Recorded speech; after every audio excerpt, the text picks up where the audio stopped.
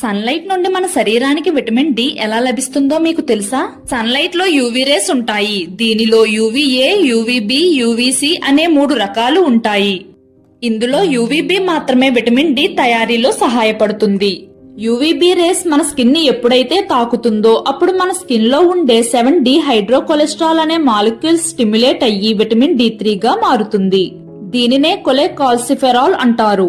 ఇది body use చేసుకోలేదు. ఈ విటమిన్ డి3 బ్లడ్ లో కలిసి లివర్ కి చేరుతుంది. అక్కడ అది కాల్సిడియోల్ గా మారుతుంది. తర్వాత ఆ కాల్సిడియోల్ రక్తం ద్వారా కిడ్నీకి చేరుతుంది.